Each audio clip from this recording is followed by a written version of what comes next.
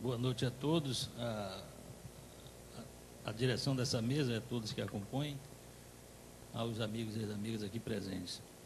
Bom, hoje nós estamos começando segunda palestra de um ciclo, que eu espero que seja essa segunda e de outras que nós teremos, de um tido tanto quanto futebol.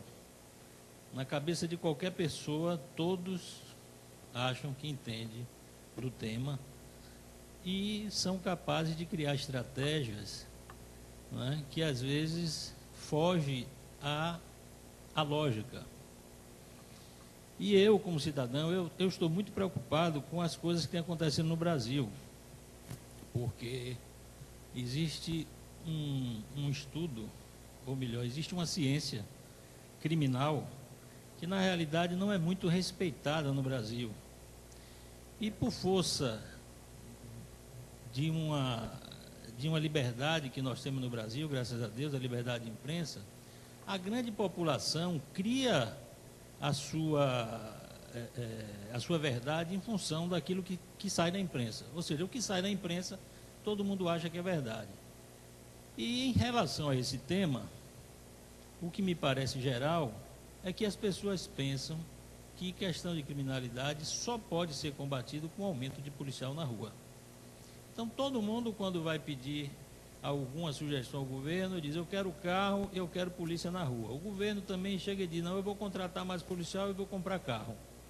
E nós vamos ver aqui na palestra do professor que isso é apenas um item e que é uma injustiça, na realidade, a sociedade colocar toda essa responsabilidade em cima de uma entidade que é a polícia. Então, eu fui estudante do professor o semestre passado na matéria de criminologia. Eu vou ser bem rápido aqui para eu não fazer palestra.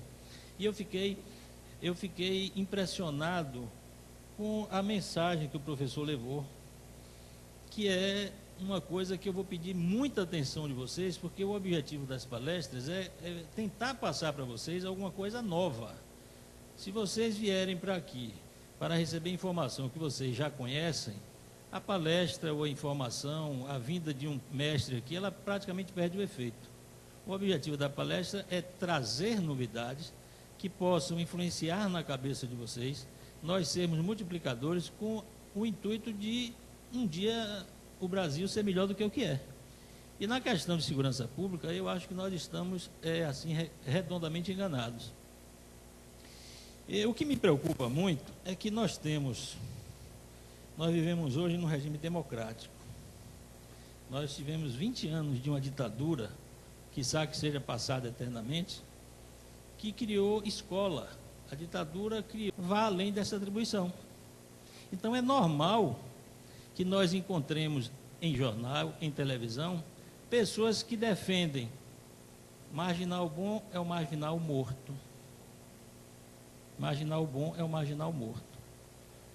Nós não nos indignamos quando nós vemos, às vezes, uma pessoa que é considerada pela polícia criminosa e a polícia mata e simplesmente chega na televisão e diz: não, eu pensei que ele fosse traficante. Mas onde é que a lei diz que a polícia pode matar traficante?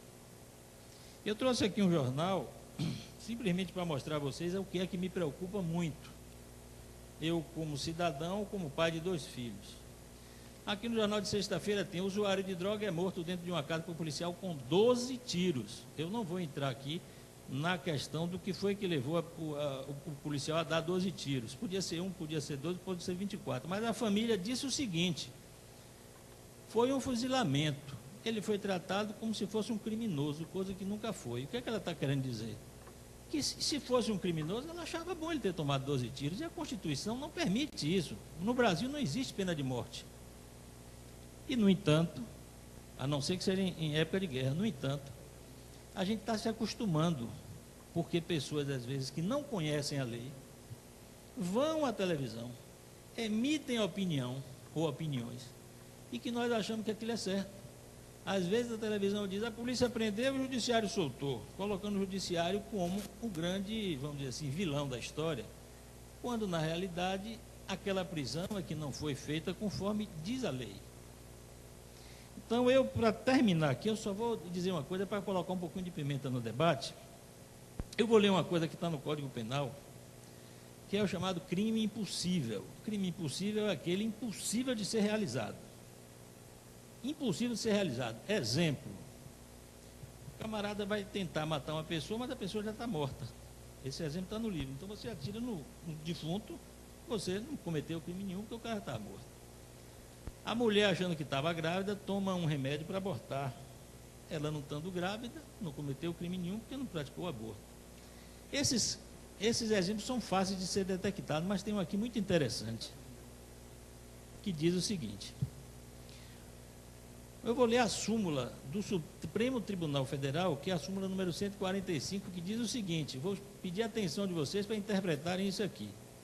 Não há crime quando a preparação do flagrante pela polícia torna impossível a sua consumação. Então, o que é que ele quer dizer aqui? Ele entra nos milímetros. Se a polícia sabe que alguém vai cometer um crime, seja ele de que ordem for, a polícia toma conhecimento antecipado e a polícia toma todas as providências para prender o camarada em flagrante, aquele crime era impossível de ser realizado porque não ia ter fim. A polícia, mesmo que ele viesse a assaltar o banco, etc., ele não fugiria com o produto.